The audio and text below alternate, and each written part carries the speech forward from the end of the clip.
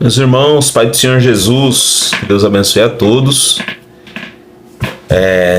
Hoje nós vamos estar tratando, irmãos, da nossa segunda lição, da nossa revistinha do estudo A Viva a Tua Obra, o chamado das Escrituras ao quebrantamento e ao poder de Deus, tá bom? Você vai poder acessar aí pelo link do YouTube essa aula, tá bom, irmãos? Eu quero agradecer por você estar aqui conosco, tá bom? Por você estar assistindo esse vídeo. Que Deus te abençoe a sua casa, abençoe a sua família, tá bom? Lição de número 2, irmãos. Na aula passada nós falamos debaixo do tema, né, de 2 Crônicas, capítulo 7, verso 14, que nós desdobramos o que é o avivamento espiritual, né? Nós tratamos algumas características do verdadeiro avivamento, falamos sobre quem é que produz esse avivamento, né? Quais são as atitudes que o povo precisa tomar para que esse avivamento aconteça e como se dá, né? Muitos dizem que 2 Crônicas, capítulo 7, verso 14, é a receita do genuíno avivamento, irmãos. Então eu acredito nisso também e nós aprendemos isso na primeira aula, tá bom? E agora, irmãos, na lição de número 2, você que está com sua revistinha aí, acompanhe.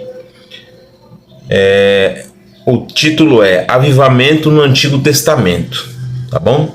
Antes de começar, irmãos, eu quero orar, tá bom? Quero agradecer a Deus pela sua vida, por você estar aqui comigo, acompanhando, né, esse vídeo.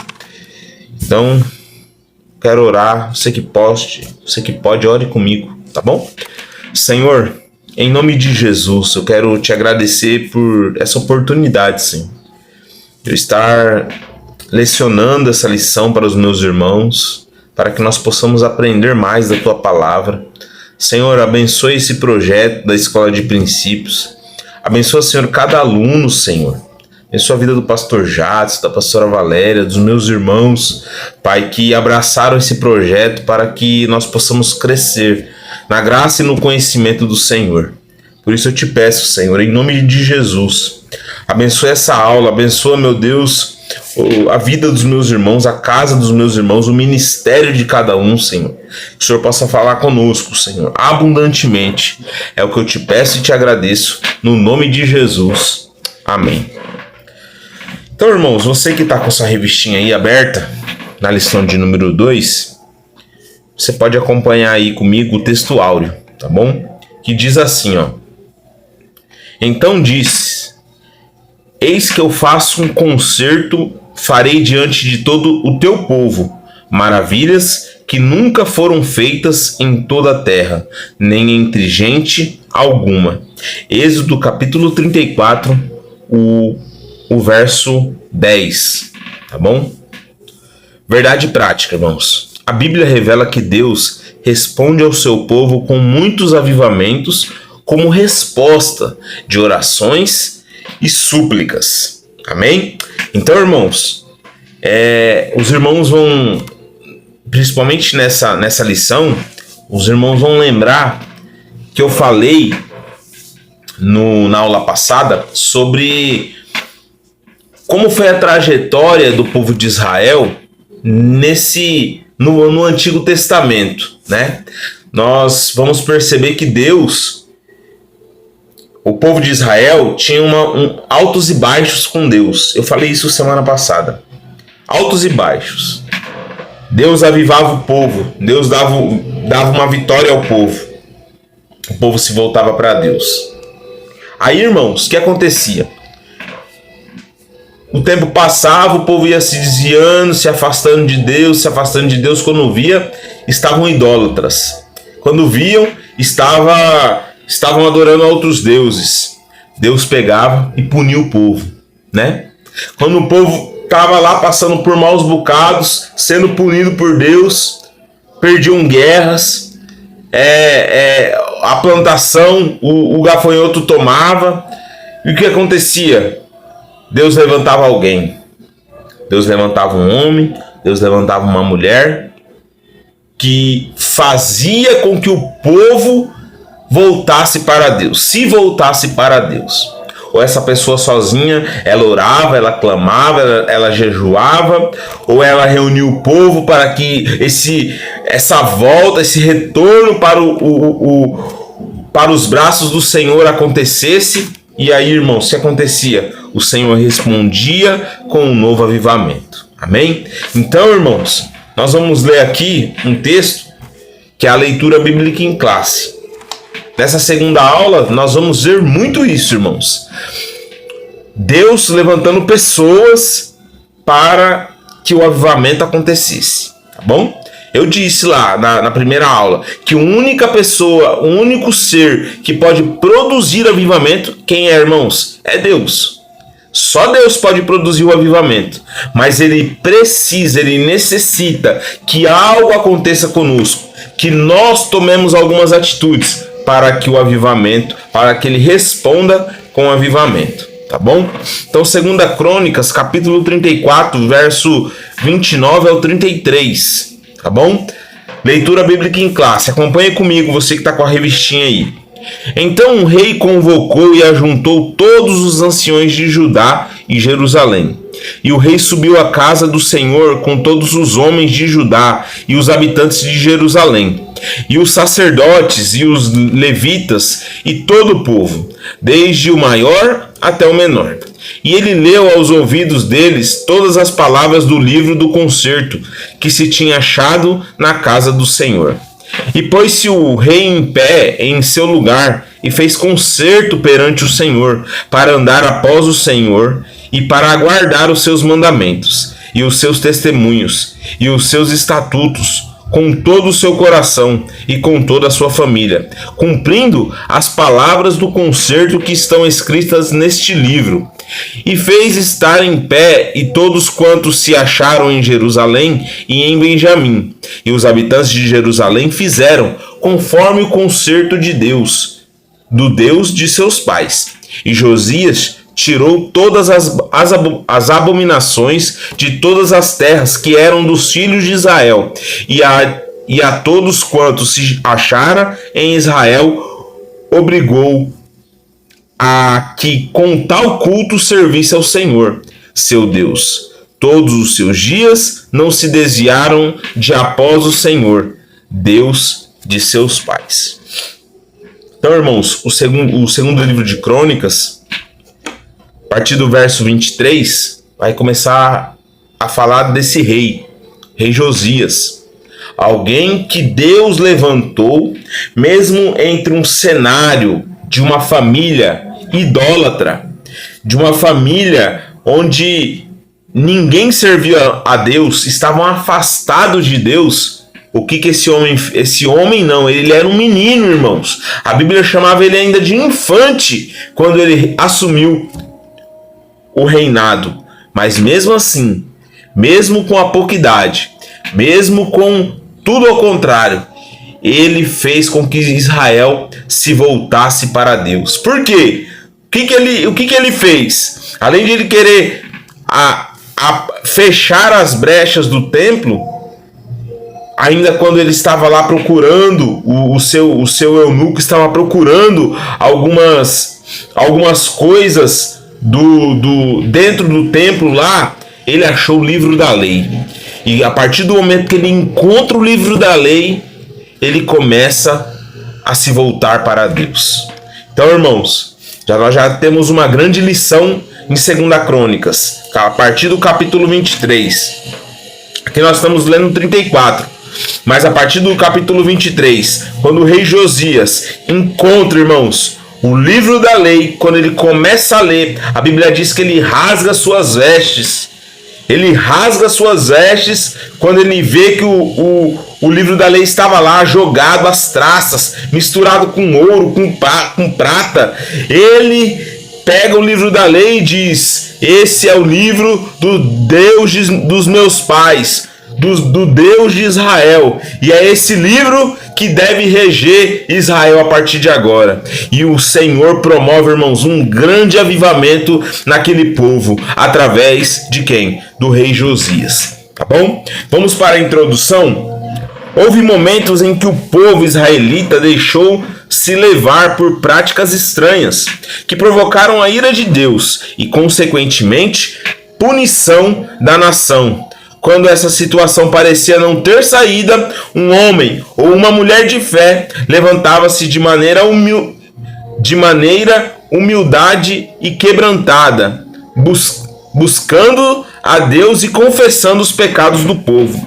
Então o Altíssimo ouvia as orações e enviava do céu um avivamento com chuva seródia. Registros como esse no Antigo Testamento fundamentam o ensino dessa lição. Então, irmãos, nós vamos ver aqui 3 personagens. De um eu já falei, mas aqui vai falar mais. 3 personagens, irmãos, que no momento difícil de Israel, Deus usa dessas pessoas para promover um avivamento no Antigo Testamento. Tiveram outros muitos, mas aqui está testificado 3. E eu quero já falar do primeiro: o avivamento no tempo de Moisés. Acompanhe comigo. Tópico primeiro.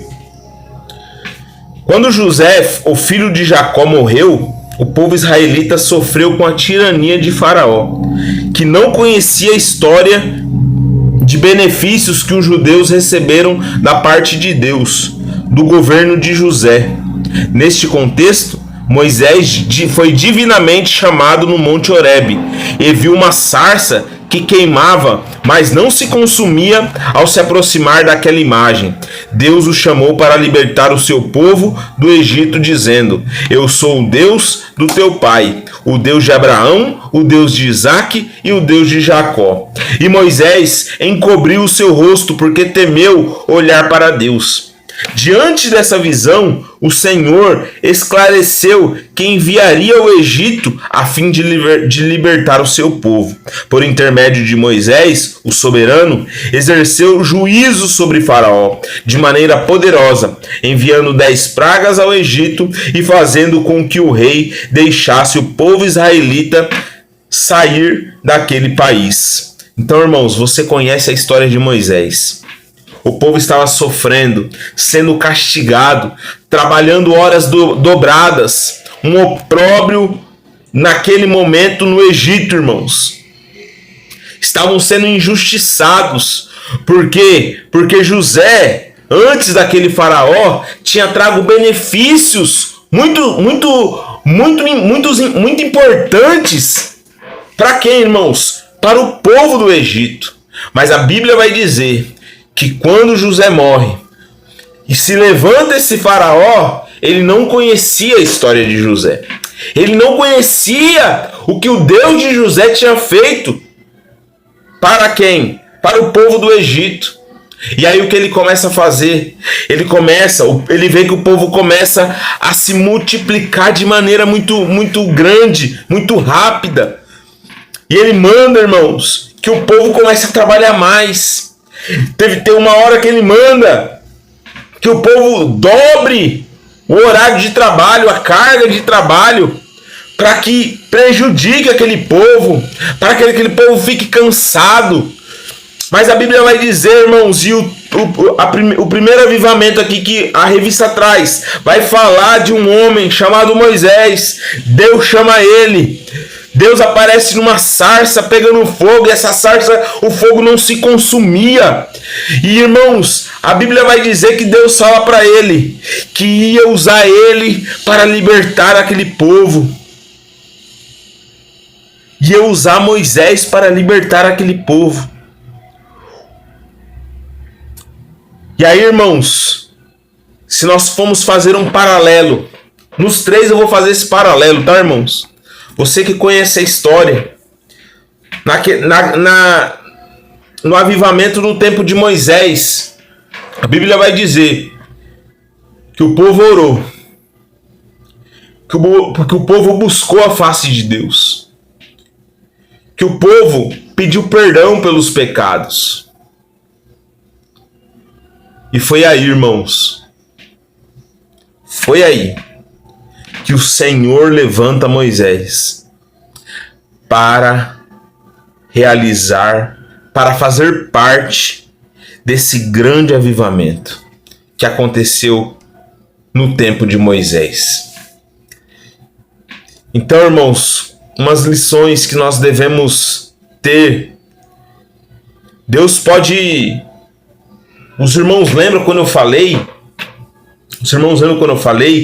que existem esferas de avivamento diferentes? Existem ambientes diferentes de avivamento? Eu falei isso na aula passada. Eu disse que Deus pode avivar a sua casa. Deus pode avivar a sua família. Deus pode avivar o seu casamento. Deus pode avivar a igreja. Deus pode avivar a cidade, o estado, o país. Deus pode avivar. Talvez, irmãos, Deus esteja nos chamando para estarmos disponíveis da mesma maneira que Moisés estava. Disponíveis para fazermos parte da ação de Deus para que o avivamento aconteça. Nós precisamos estar disponíveis, orando, buscando a Deus, confessando os nossos pecados, nos desviando dos maus caminhos. Deus nos achará no momento exato e avivará o ambiente que nós estamos precisando. Deus nos achará, irmãos, no momento exato, no momento que Ele achar oportuno, e que muitas vezes as pessoas vão dizer: não tem ninguém para levantar, não tem ninguém para achar, mas Deus saberá nos encontrar se estivermos praticando a receita do avivamento genuíno. Creia nessa palavra. Creia nessa palavra. Subtópico 2, irmãos. O avivamento no tempo de Samuel.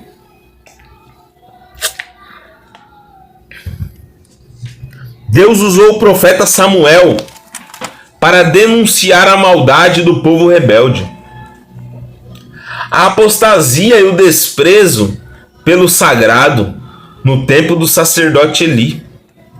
Então uma guerra contra os filisteus se instalou na região de Efraim, e os israelitas foram derrotados. Resultado: a arca foi tomada, os filhos de Eli, que eram sacerdotes, foram mortos, e ao saber da tragédia com seus filhos, bem como da tomada da arca pelos filisteus, o sumo sacerdote Eli também morreu. Foi no contexto desses acontecimentos que Samuel exortou os israelitas ao arrependimento. Assim o povo se humilhou e buscou ao Senhor, que lhe deu uma grande vitória. Um grande avivamento chegou em Israel, e Samuel julgou a Israel todos os dias da sua vida. Irmãos, hoje é sexta-feira, e os irmãos ouviram a palavra ontem. Os irmãos viram qual que era a situação, irmãos, daquele povo, de alguns sacerdotes, especialmente dos filhos de Eli, extremamente corrompido. E aqui tem algo interessante, irmãos, que é o quê? Deus avisa Eli que os filhos iam morrer, que o juiz ia chegar na casa dele. Ele está num tempo onde os filhos podem fazer o que quiser e ele não ia repreender.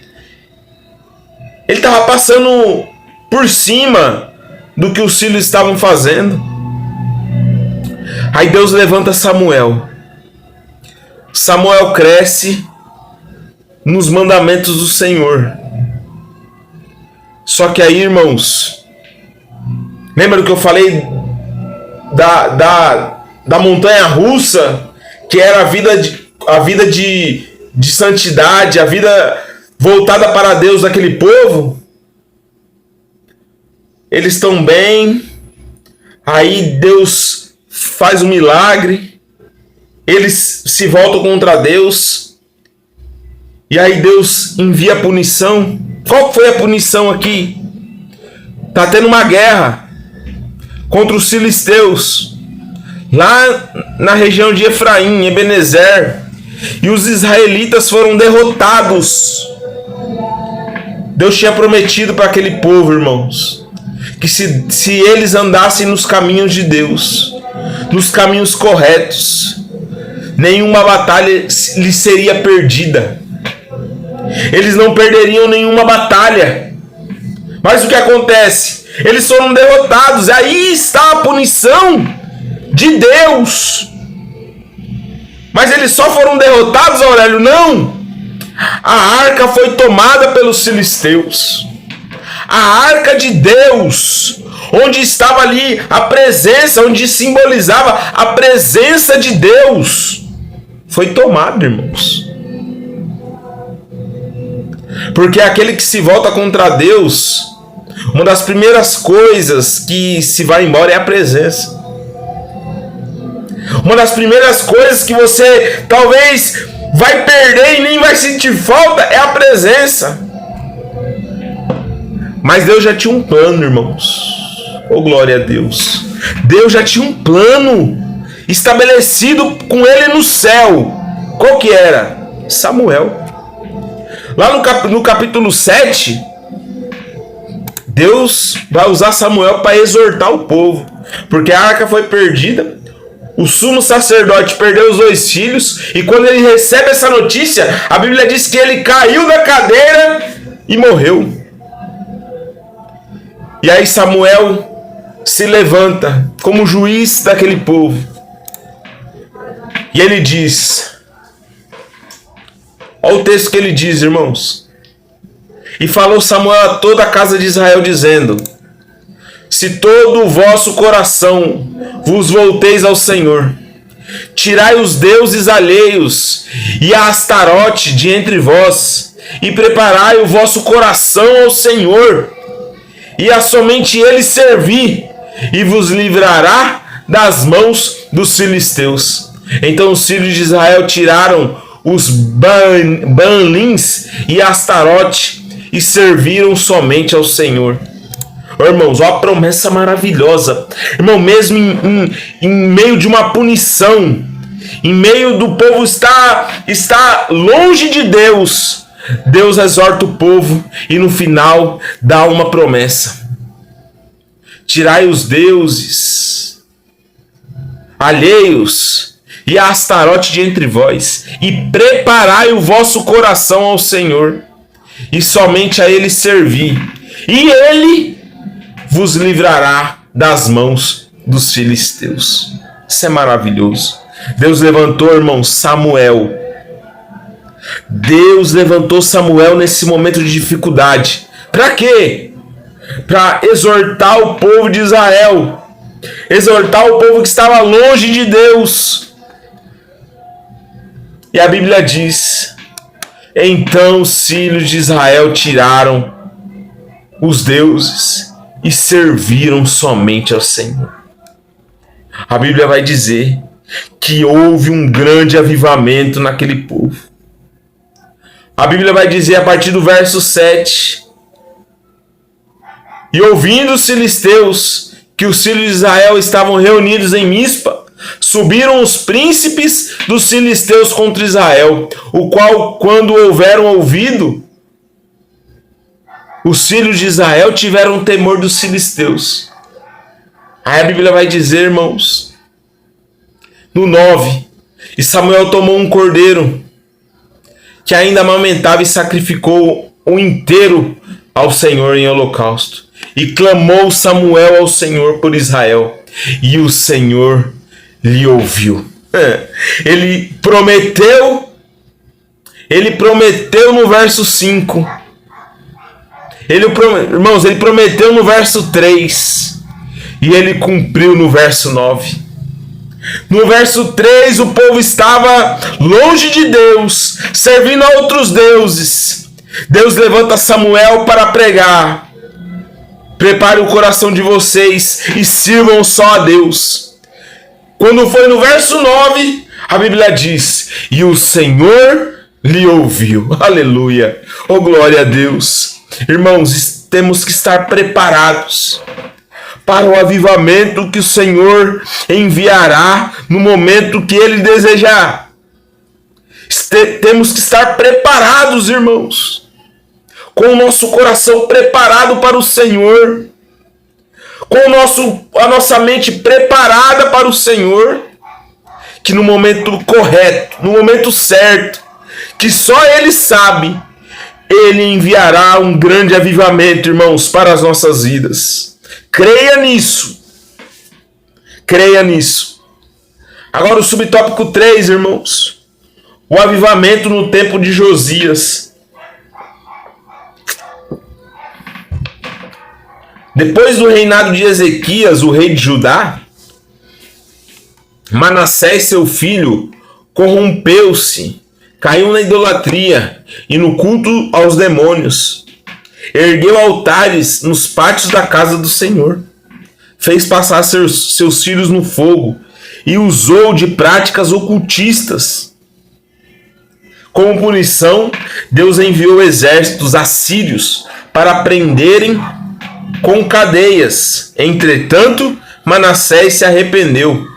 Deus ouviu sua oração e lhe restituiu o reino. Após a morte de Manassés, seu filho, Amon reinou em seu lugar. Infelizmente, esse rei não seguiu o exemplo do pai e governou de maneira corrupta. Por isso, seus servos o mataram e o povo declarou Josias rei em seu lugar. Segundo na Crônicas, irmãos, capítulo 33, verso 1, do 11 ao 25. Diante desse momento incerto, o rei Josias realizou uma verdadeira reforma espiritual na vida da nação. Ele derrubou altares aos demônios, destruiu imagens de esculturas e estendeu essas medidas saneadoras a outras cidades. Ele mesmo ficou à frente dessas ações para levar o povo de volta aos pés do Senhor. A situação espiritual era tão decadente que até o livro da lei havia se perdido no templo, mas foi achado durante as obras do santuário. Assim, o Altíssimo usou a reforma do rei Josias para conduzir o povo a um avivamento espiritual. Oh, glória! Irmãos, eu falei um pouco lá, na leitura bíblica em classe, sobre esse texto. E você vai ver, irmãos, Deus pode levantar qualquer pessoa. A partir do momento que essa pessoa esteja disponível a fazer parte de um grande avivamento. Deus pode levantar qualquer um, irmãos. Às vezes as pessoas vão dizer, não, tem que levantar um obreiro, tem que levantar um pastor, tem que levantar um profeta, tem que levantar alguém. Não, irmãos, não. Entenda isso. Deus levantou Moisés, Deus levanta Samuel e agora Deus levanta Josias, de esferas completamente diferentes. E Deus levanta. Qual é a semelhança entre eles? Estavam com o coração voltados para o Senhor. Estavam com o coração disponível. Estavam com a vida disponível para que Deus operasse. Eles praticaram a receita de 2 Crônicas, capítulo 7. E a Bíblia vai dizer aqui de Josias. Ele usou o livro da lei, irmãos, para acabar com a idolatria. Ele usou o livro da lei para fazer com que o povo se voltasse aos pés do Senhor.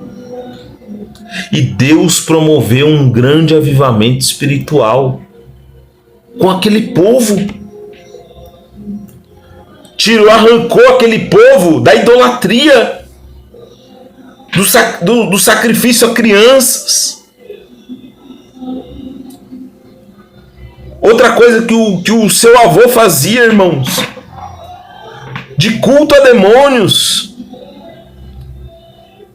O avô dele chegou a erguer altares no pátio da casa do Senhor.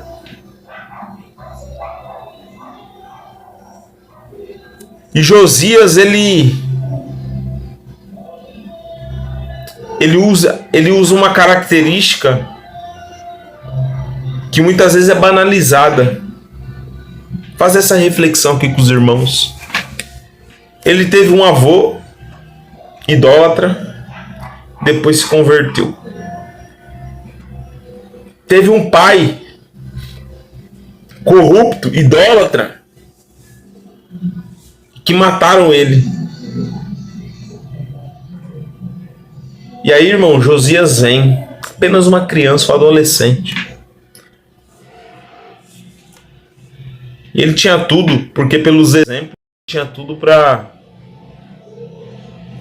ele tinha tudo para continuar no caminho dos pais. Mas ele faz diferente. Ele quebra o que as pessoas poderiam dizer. Vai ser igual ao avô, vai ser igual ao pai. E ele disse: não, eu vou ser como o Senhor quer que eu seja. Isso fica uma reflexão pra gente, irmãos. Então essas foram os três exemplos de avivamento no Antigo Testamento. O segundo tópico, irmãos: confissão de pecados e retorno à palavra de Deus. O chamado de Neemias. Neemias se achava na função de copeiro do rei Artaxerxes, da Pérsia, quando foi informado da miséria que a cidade de Jerusalém se encontrava. Apesar de o templo estar reconstruído, os muros da cidade estavam fendidos e as suas portas queimadas a fogo. Neemias orou durante 4 meses com grande lamentação.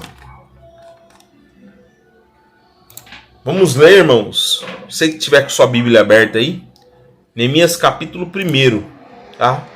Neemias capítulo 1, o verso 3 e 4.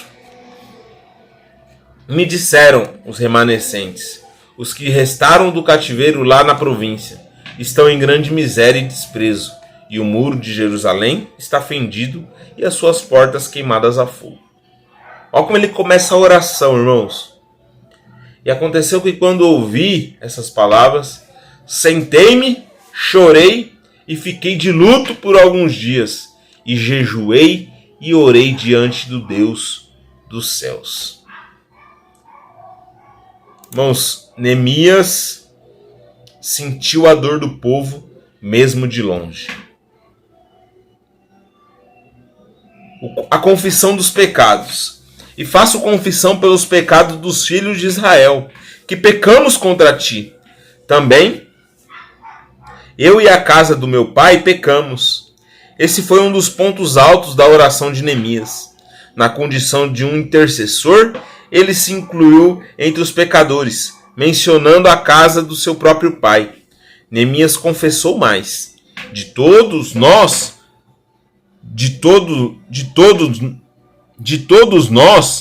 corrompemos contra ti, e não guardamos os mandamentos, nem os estatutos, nem os juízos que ordenastes a Moisés seu servo. A confissão dos pecados é a condição indispensável para viver um verdadeiro avivamento espiritual. Você percebe uma coisa: Deus usa Neemias como um intercessor. Lembra, irmãos, da mensagem de domingo de Zacarias? Era ele que intercedia pelo povo. Neemias estava numa condição boa. Ele era o copeiro de um rei na Pérsia. Mas quando ele fica sabendo da situação do povo, de como estava o povo, ele entra como um intercessor para que Deus livre o povo que estava longe dele.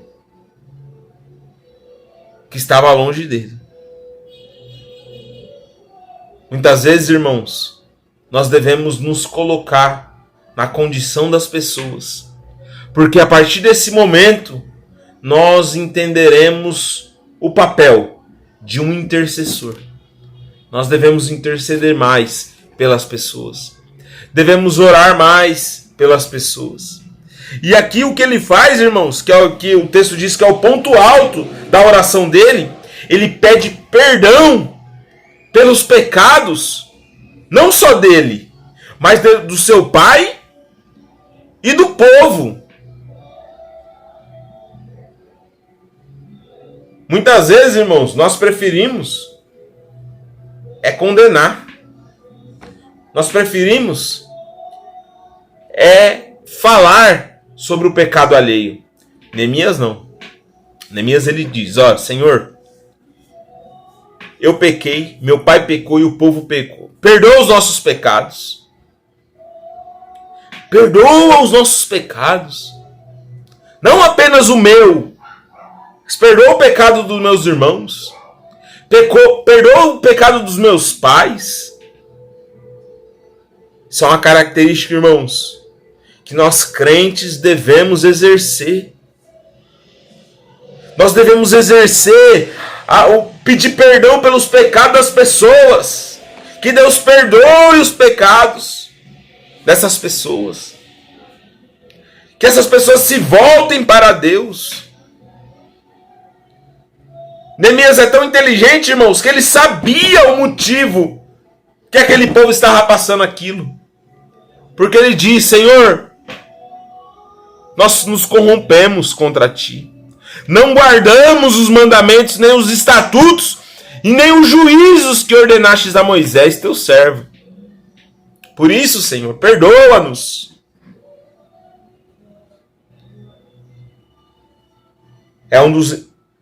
Confissão dos pecados é um dos ingredientes, irmãos, da receita de 2 Crônicas, capítulo 7.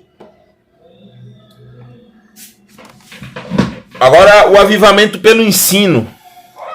No tempo de Neemias, o ensino da palavra de Deus foi uma marca que precedeu o avivamento. Neemias mandou que fosse lida a palavra de modo didático, pausadamente, para que o povo entendesse que Deus requeria das suas vidas naquele momento crucial para a história judaica. Após anos de cativeiro em terra estranha, além da leitura, explicavam-se o significado de cada expressão, e o povo entendeu. Como resultado, sobreveio um poderoso avivamento sobre o povo. Houve quebrantamento verdadeiro, alegria e festas, ali na praça principal, diante da porta das águas. Iniciou-se um poderoso avivamento na história de Jerusalém após o exílio. Então, irmãos, eu já quero glorificar a Deus pela sua vida que está assistindo, irmãos. Pela sua vida, pela sua casa, pela sua família, pelo seu ministério. Você, irmãos, está praticando um dos ingredientes para que Deus possa, a partir da vontade dele, realizar um grande avivamento na sua casa. Um grande avivamento no seu ministério. Deus fará isso, irmãos. Porque se você praticar os preceitos dele, praticar, irmãos, buscar a Deus, clamar a Deus, buscar a face de Deus, perdoar, pedir perdão pelos pecados, confessar os pecados, se livrar dos maus caminhos, irmãos, amar a palavra de Deus, tenha certeza, no momento exato que Deus quiser, ele fará um grande avivamento e o nome dele será glorificado. O povo ali deu importância para a palavra. Falava pausadamente. Quantas vezes precisasse repetir, repetia. Para quê? Para que o povo entendesse. Irmãos, não se conforme em você ouvir uma palavra, uma mensagem, um ensino, você lê a Bíblia e não entender. Não se conforme com isso. Leia 1, 2, 10, 20, 30 vezes. Nem que seja um capítulo. Leia e saia, só pare, só feche a Bíblia quando entender, irmãos. Porque só assim o Senhor falará com você. Só assim Ele falará com você. Tópico 3, irmãos. O avivamento e a palavra de Deus. A palavra de Deus corrige.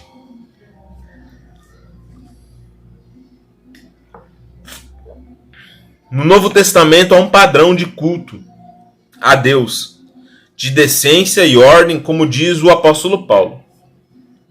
Que fareis, pois, irmãos? Quando vos ajuntais, cada um de vós tem salmo, doutrina, tem revelação, tem língua, tem interpretação. Faça-se tudo para edificação. Veja que o que marca essa orientação apostólica não é o exibicionismo espiritual, ou o mero emocionalismo, nem as expressões irreverentes no culto. Aqui há a orientação para um culto avivado, de acordo com a palavra de Deus. Neste culto, Deus pode enviar um avivamento genuíno como resposta ao quebrantamento espiritual e às orações do povo de Deus. Irmãos, esse texto é maravilhoso de 1 Coríntios capítulo 14. Que fareis, pois, irmãos, quando vos ajuntais? Para quê? Para cultuar, certo?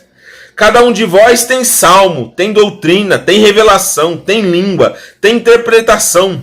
Faça-se tudo para edificação. Irmãos, todas as vezes que estivermos reunidos para cultuar a Deus, todas as vezes que estivermos reunidos para cultuar ao Senhor, irmãos, tudo que nós fizermos dentro do culto não pode ser para minha glória, não pode ser para a sua glória, mas precisa ser, primeiro, para glorificar a Deus, segundo, para edificação. Nós precisamos, irmãos, estar reunidos para edificarmos uns aos outros. Se eu não tenho salmo, eu preciso me edificar com quem trouxe o salmo, com quem trouxe a doutrina, com quem trouxe a revelação, a língua, a interpretação. Nós precisamos sair do culto edificados. Só assim, irmãos, Deus vai fazer um avivamento dentro de um culto. Cada um precisa saber o que faz e o que pode fazer para edificar os irmãos. Você pode perceber, irmãos, olha o que o texto diz. Aqui é uma orientação para um culto avivado de acordo com a palavra de Deus. Neste culto, Deus pode enviar um avivamento genuíno. 1 Coríntios capítulo 14 é uma receita para o culto. É uma receita para o culto. Porque a partir do momento que nós nos edificarmos, Deus enviará o avivamento. Amém? Segundo tópico, irmãos. Cuidado com o formalismo. Com formalismo queremos dizer a respeito do que é formal, metódico e rigoroso. É o extremo oposto do mero emocionalismo ou exibicionismo espiritual.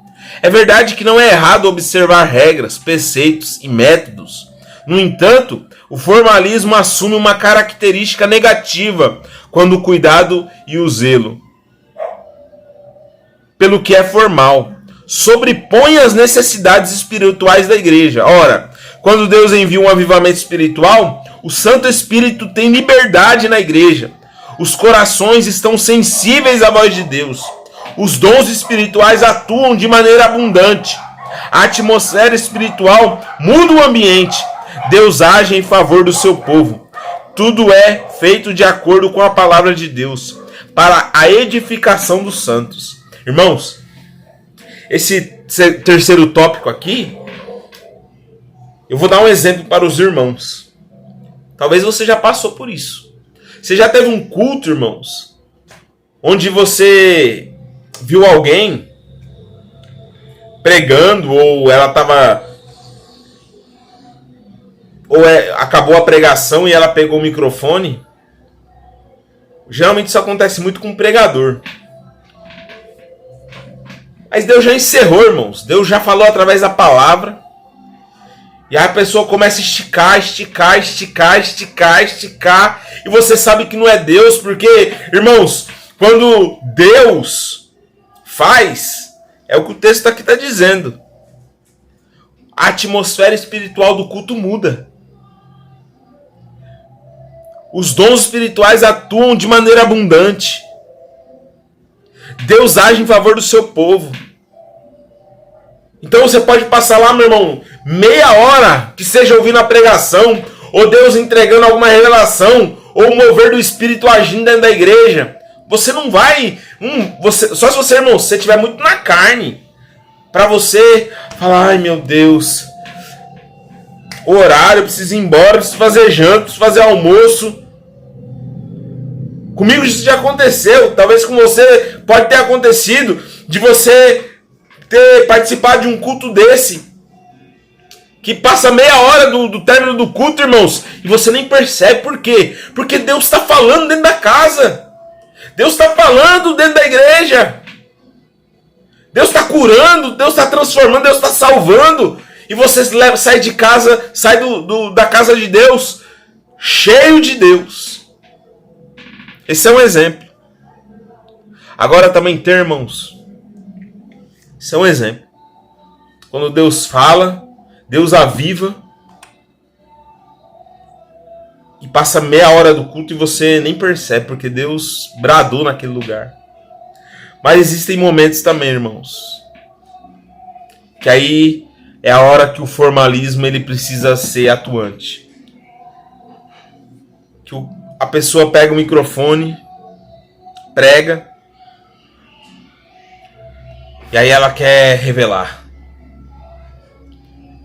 Aí ela revela 1, revela 2, revela 5, revela 10. Irmãos, Deus é tão maravilhoso que chega numa parte da revelação, irmãos, no 15º irmão, você vê já que a pessoa extrapolou. As crianças começam a andar no meio da igreja.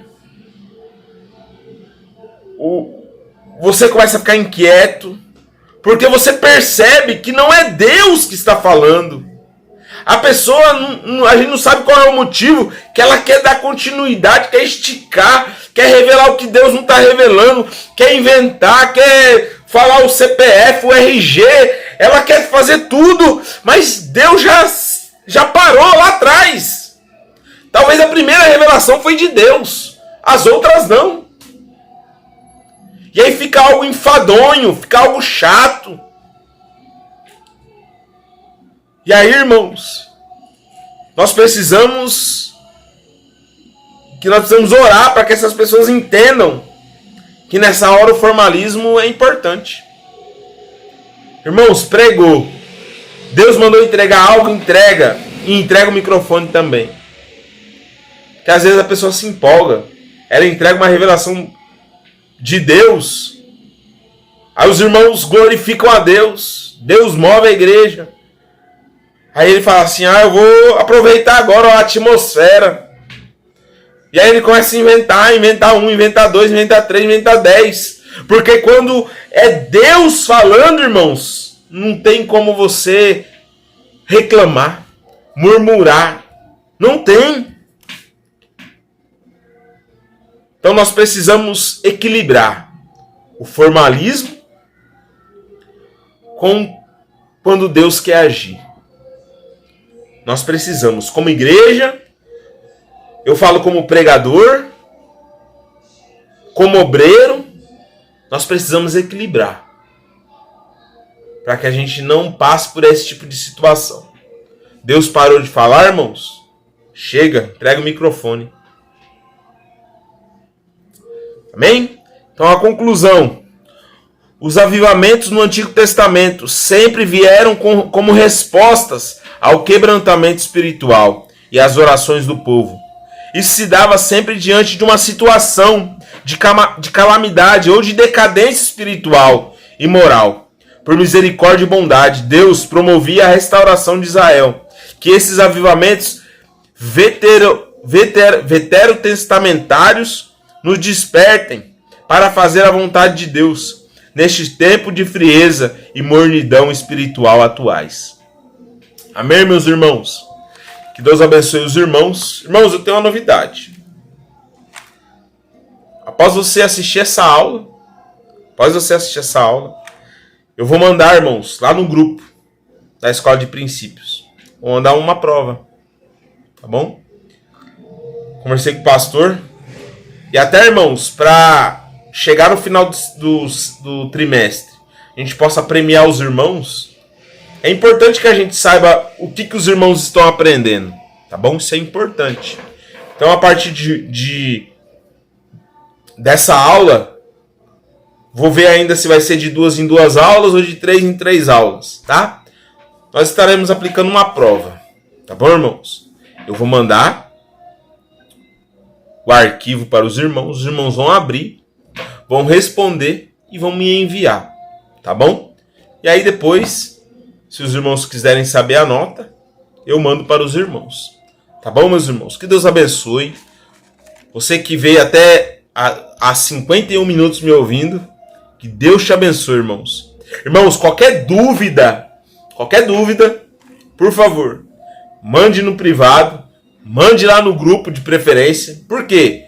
Mandar no grupo, Aurélio? Você mandando no grupo, irmãos, às vezes tem irmãos que também têm a mesma dúvida, né? E não teve tempo de mandar.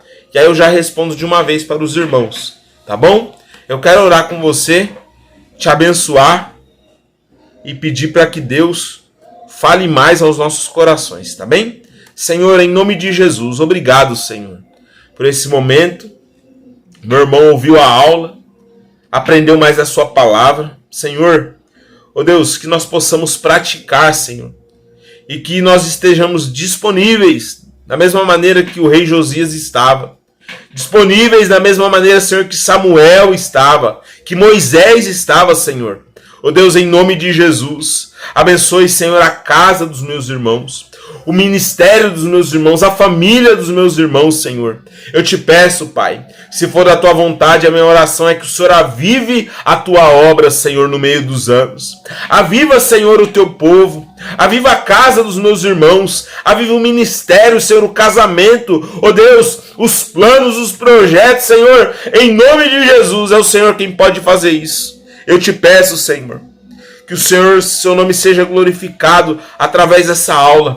Em nome de Jesus, eu abençoo os meus irmãos. Eu abençoo, Senhor, a casa deles, Senhor. A obra das suas mãos. Em nome de Jesus. Amém. Meus irmãos, que Deus abençoe a todos. Que fiquem com Deus. Amém?